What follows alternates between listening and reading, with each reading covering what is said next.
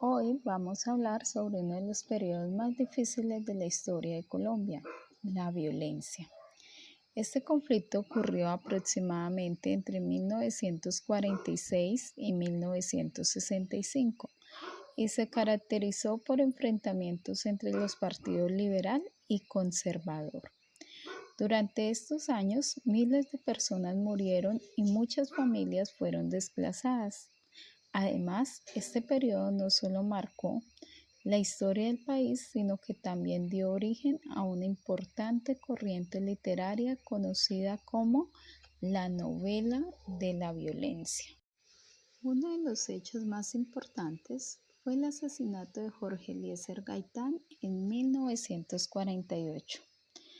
Gaitán era un líder muy querido por el pueblo y representaba una esperanza de cambio social. Su muerte causó una gran indignación en todo el país. Después de su muerte ocurrió el Bogotazo. Este fue un levantamiento que dejó la ciudad destruida.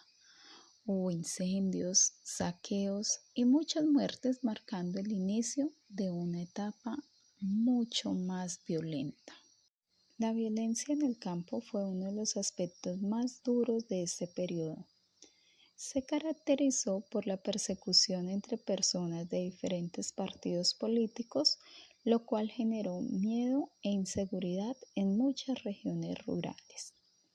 Muchos campesinos fueron amenazados, atacados o incluso asesinados, simplemente por sus ideas o por pertenecer a un grupo político determinado. Como consecuencia, numerosas familias tuvieron que abandonar sus tierras de forma repentina, dejando atrás sus hogares, sus cultivos y su forma de vida.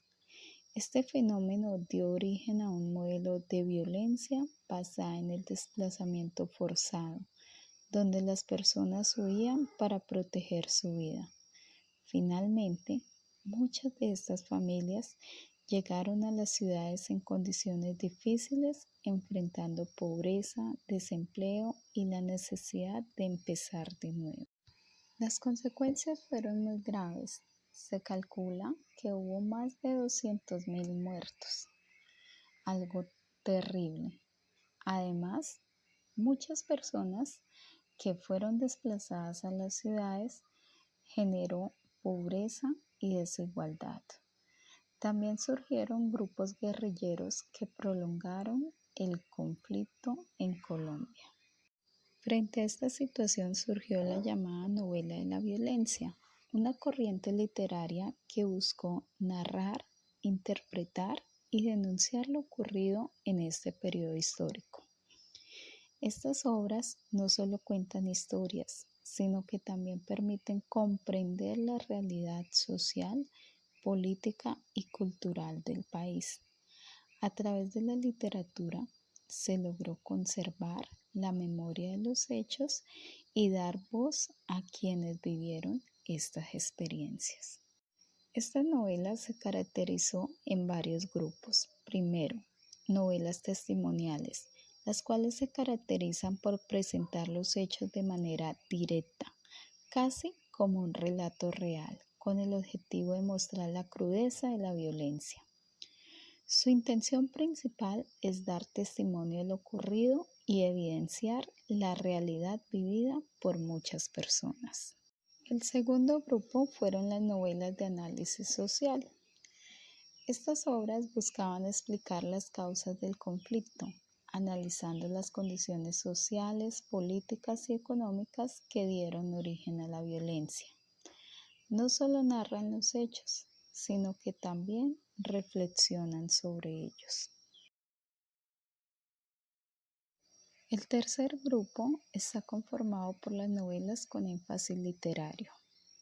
En estas obras, la violencia aparece como un contexto o telón de fondo, mientras que el enfoque principal está en la construcción narrativa, los personajes y el estilo literario. Finalmente encontramos las novelas de equilibrio histórico-literario. Estas se caracterizan por lograr una adecuada combinación entre los hechos históricos y una construcción literaria bien desarrollada, manteniendo siempre un balance entre la realidad y la narración.